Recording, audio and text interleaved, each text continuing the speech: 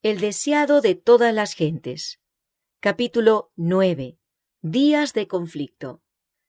Desde sus más tiernos años, el niño judío estaba rodeado por los requerimientos de los rabinos. Había reglas rígidas para cada acto, aun para los más pequeños detalles de la vida. Los maestros de la sinagoga instruían a la juventud en los incontables reglamentos que los israelitas ortodoxos debían observar. Pero Jesús no se interesaba en esos asuntos. Desde la niñez actuó independientemente de las leyes rabínicas. Las escrituras del Antiguo Testamento eran su constante estudio y estaban siempre sobre sus labios las palabras «Así dice Jehová». A medida que empezó a comprender la condición del pueblo, vio que los requerimientos de la sociedad y los de Dios estaban en constante contradicción. Los hombres se apartaban de la palabra de Dios y ensalzaban las teorías que habían inventado. Observaban ritos tradicionales que no poseían virtud alguna. Su servicio era una mera repetición de ceremonias, y las verdades sagradas que estaban destinadas a enseñar eran ocultadas a los adoradores. Él vio que en estos servicios sin fe no hallaban paz. No conocían la libertad de espíritu que obtendrían sirviendo a Dios en verdad. Jesús había venido para enseñar el significado del culto a Dios y no podía sancionar la mezcla de los requerimientos humanos con los preceptos divinos. Él no atacaba los preceptos ni las prácticas de los sabios maestros, pero cuando se le reprendía por sus propias costumbres sencillas, presentaba la palabra de Dios en justificación de su conducta. De toda manera amable y sumisa, Jesús procuraba agradar a aquellos con quienes trataba. Porque era tan amable y discreto, los escribas y ancianos suponían que recibiría fácilmente la influencia de su enseñanza. Le instaban a recibir las máximas y tradiciones que habían sido transmitidas desde los antiguos rabinos, pero él pedía verlas autorizadas en la Santa Escritura. Estaba dispuesto a escuchar toda palabra que procede de la boca de Dios, pero no podía obedecer a lo inventado por los hombres. Jesús parecía conocer las Escrituras desde el principio al fin y las presentaba con su verdadero significado. Los rabinos se avergonzaban de ser instruidos por un niño. Sostenían que incumbía a ellos explicar las Escrituras y que a él le tocaba aceptar su interpretación. Se indignaban porque él se oponía a su palabra. Sabían que en las Escrituras no podían encontrar autorización para sus tradiciones. Se daban cuenta de que en comprensión espiritual Jesús los superaba por mucho. Sin embargo, se airaban porque no obedecía sus dictados. No pudiendo convencerle, buscaron a José y María y les presentaron su actitud disidente. Así sufrió él reprensión y censura. En edad muy temprana, Jesús había empezado a obrar por su cuenta en la formación de su carácter, y ni siquiera el respeto y el amor por sus padres podían apartarlo de la obediencia a la palabra de Dios.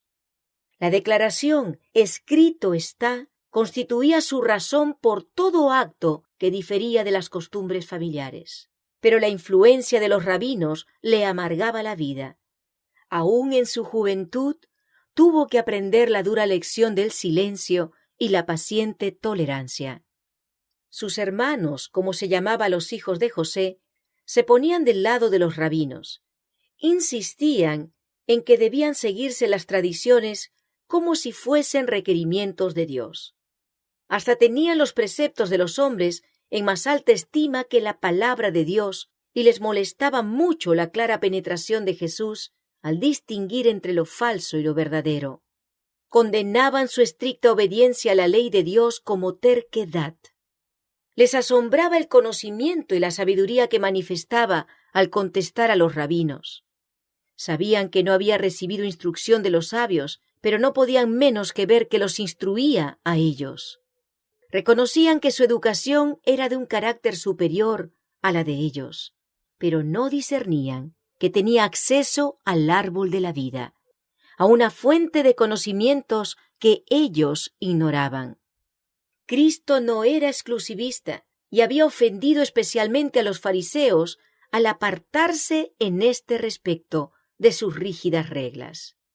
Halló al dominio de la religión rodeado por altas murallas de separación, como si fuera demasiado sagrado para la vida diaria, y derribó esos muros de separación. En su trato con los hombres no preguntaba: ¿cuál es vuestro credo? ¿A qué iglesia pertenecéis? Ejercía su facultad de ayudar en favor de todos los que necesitaban ayuda. En vez de aislarse en una celda de ermitaño, a fin de mostrar su carácter celestial, trabajaba fervientemente por la humanidad. Inculcaba el principio de que la religión de la Biblia no consiste en la mortificación del cuerpo.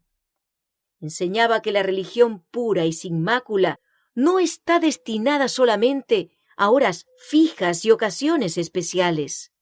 En todo momento y lugar manifestaba amante interés por los hombres y difundía en derredor suyo la luz de una piedad alegre. Todo esto reprendía a los fariseos. Demostraba que la religión no consiste en egoísmo y que su mórbida devoción al interés personal distaba mucho de ser verdadera piedad. Esto había despertado su enemistad contra Jesús, de manera que procuraban obtener por la fuerza su conformidad a los reglamentos de ellos. Jesús obraba para aliviar todo caso de sufrimiento que viese. Tenía poco dinero que dar, pero con frecuencia se privaba de alimento a fin de aliviar a aquellos que parecían más necesitados que él. Sus hermanos sentían que la influencia de él contrarrestaba fuertemente la suya. Poseía un tacto que ninguno de ellos tenía ni deseaba tener. Cuando ellos hablaban duramente a los pobres seres degradados, Jesús buscaba a estas mismas personas y les dirigía palabras de aliento. Daba un vaso de agua fría a los menesterosos y ponía quedamente su propia comida en sus manos. Y mientras aliviaba sus sufrimientos, asociaba con sus actos de misericordia las verdades que enseñaba, y así quedaban grabadas en la memoria. Todo esto desagradaba a sus hermanos. Siendo mayores que Jesús, les parecía que él debía estar sometido a sus dictados. Le acusaban de creerse superior a ellos, y le reprendían por situarse más arriba que los maestros, sacerdotes y gobernantes del pueblo. Con frecuencia le amenazaban y trataban de intimidarle, pero él seguía adelante, haciendo de las Escrituras su guía. Jesús amaba a sus hermanos y los trataba con bondad inagotable, pero ellos sentían celos de él y manifestaban la incredulidad y el desprecio más decididos. No podían comprender su conducta. Se les presentaban grandes contradicciones en Jesús. Era el divino Hijo de Dios y sin embargo un niño impotente. Siendo el creador de los mundos, la tierra era su posesión. Y sin embargo la pobreza le acompañaba a cada paso en esta vida. Poseía una dignidad e individualidad completamente distintas del orgullo y arrogancia terrenales. No contendía por la grandeza mundanal y estaba contento aún en la posición más humilde. Esto airaba a sus hermanos. No podían explicar su constante serenidad bajo las pruebas y las privaciones. No sabían que por nuestra causa se había hecho pobre, a fin de que con su pobreza fuésemos enriquecidos. No podían comprender el misterio de su misión mejor de lo que los amigos de Job podían comprender su humillación y sufrimiento. Jesús no era comprendido por sus hermanos, porque no era como ellos. Sus normas no eran las de ellos. Al mirar a los hombres se habían apartado de Dios y no tenían su poder en su vida. Las formas religiosas que ellos observaban no podían transformar el carácter. Pagaban el diezmo de la menta y el eneldo y el comino, pero omitían lo más grave de la ley, es a saber, el juicio y la misericordia y la fe. El ejemplo de Jesús era para ellos una continua irritación. Él no odiaba sino una cosa en el mundo, a saber, el pecado. No podía presenciar un acto malo sin sentir un dolor que le era imposible ocultar. Entre los formalistas, cuya apariencia santurrona ocultaba el amor al pecado, y un carácter en el cual el celo por la gloria de Dios ejercía la supremacía, el contraste era inequívoco. Por cuanto la vida de Jesús condenaba lo malo, encontraba oposición tanto en su casa como fuera de ella. Su abnegación e integridad eran comentadas con escarnio. Su tolerancia y bondad eran llamadas cobardía. Entre las amarguras que caen en suerte a la humanidad, no hubo ninguna que no le tocó a Cristo. Había quienes trataban de vilipendiarle a causa de su nacimiento, y aún en su niñez tuvo que hacer frente a sus miradas escarnecedoras e impías murmuraciones. Si hubiese respondido con una palabra o mirada impaciente, si hubiese complacido a sus hermanos con un solo acto malo, no habría sido un ejemplo perfecto. Así habría dejado de llevar a cabo el plan de nuestra redención. Si hubiese admitido siquiera que podía haber una excusa para el pecado, Satanás habría triunfado y el mundo se habría perdido. Esta es la razón por la cual el tentador obró para hacer su vida tan penosa como fuera posible, a fin de inducirle a pecar. Pero para cada tentación tenía una respuesta. Escrito está. Rara vez reprendía algún mal proceder de sus hermanos, pero tenía alguna palabra de Dios que dirigirles. Con frecuencia le acusaban de cobardía por negarse a participar con ellos en algún acto prohibido, pero su respuesta era: escrito está. El temor del Señor es la sabiduría, y el apartarse del mal la inteligencia. Había algunos que buscaban su sociedad, sintiéndose en paz en su presencia, pero muchos le evitaban, porque su vida inmaculada los reprendía. Sus jóvenes compañeros le instaban a ser como ellos. Era de carácter alegre, les gustaba su presencia y daban la bienvenida a sus prontas sugestiones, pero sus escrúpulos los impacientaban y le declaraban estrecho de miras. Jesús contestaba: escrito está. ¿Con qué limpiará el joven su camino? Con guardar tu palabra. En mi corazón he guardado tus dichos para no pecar contra ti. Con frecuencia se le preguntaba: ¿por qué insistes en ser tan singular, tan diferente de nosotros todos? Escrito está, decía, bienaventurados los perfectos de camino, los que andan en la ley de Jehová. Bienaventurados los que guardan sus testimonios y con todo el corazón le buscan, pues no hacen iniquidad los que andan en sus caminos. Cuando le preguntaban por qué no participaba en las diversiones de la juventud de Nazaret, decía: escrito está. Heme gozado en el camino de tus testimonios, como sobre toda riqueza. En tus mandamientos meditaré, consideraré tus caminos. Recrearéme en tus estatutos, no me olvidaré de tus palabras. Jesús no contendía por sus derechos.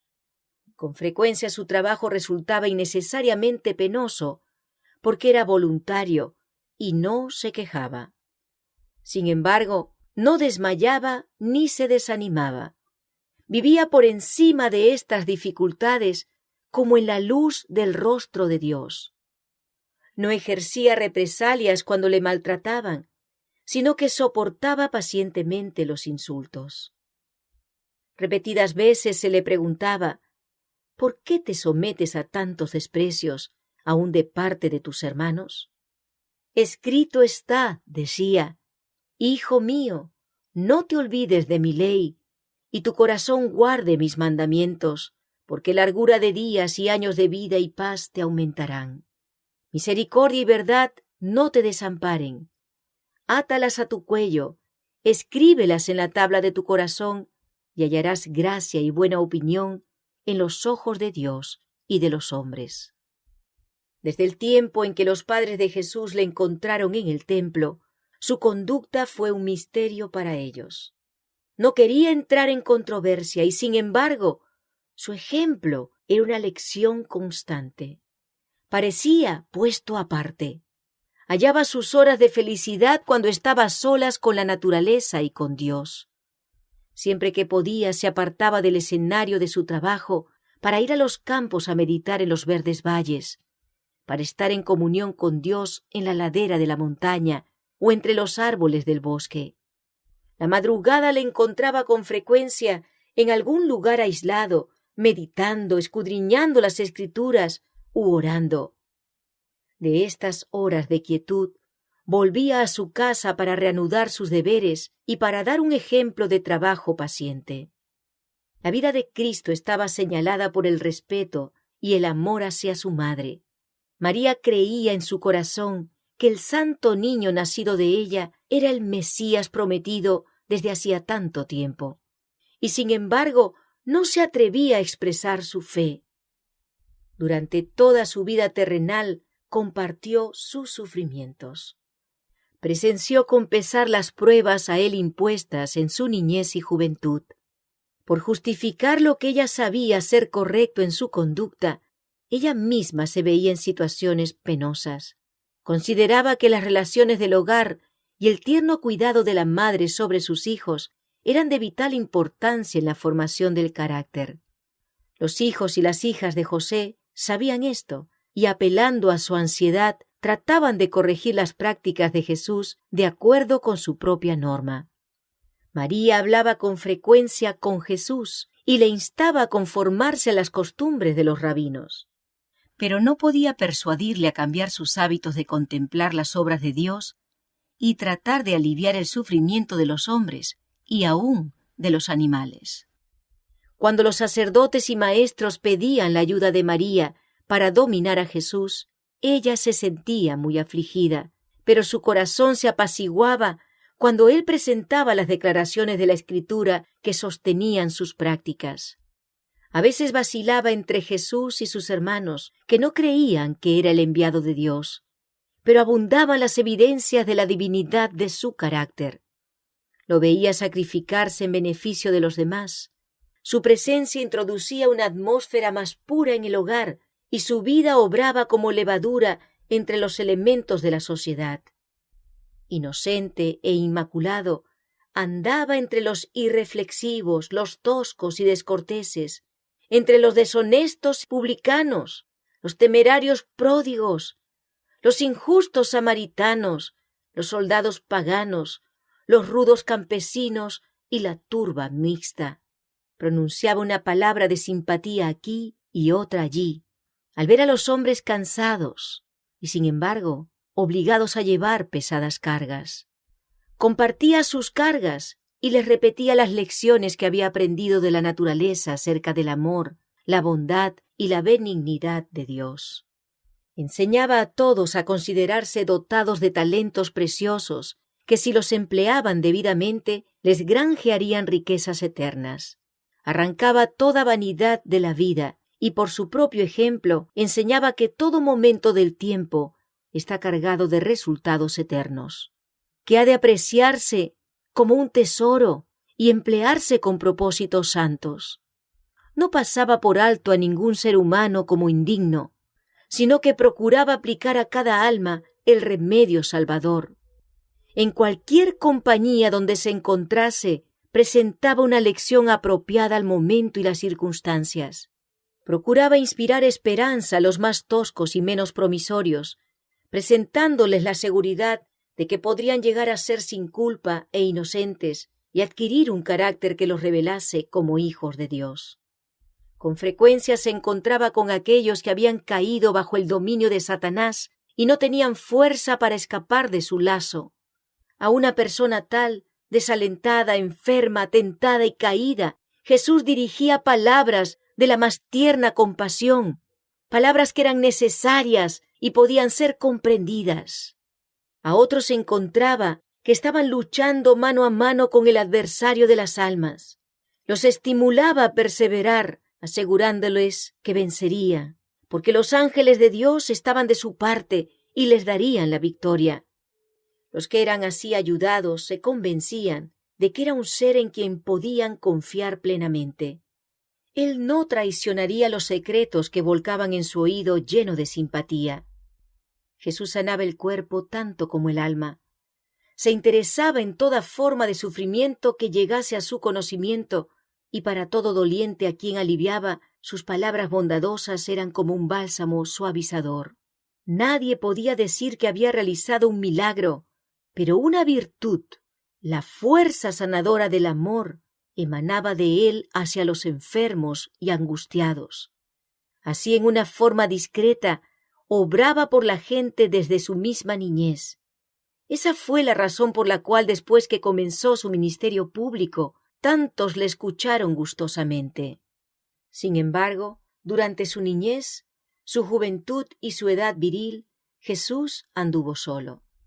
En su pureza y fidelidad pisó solo el lagar, y ninguno del pueblo estuvo con él. Llevó el espantoso peso de la responsabilidad de salvar a los hombres.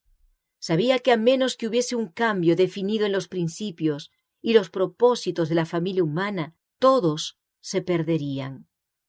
Era esto lo que pesaba sobre su alma, y nadie podía apreciar esa carga que descansaba sobre él.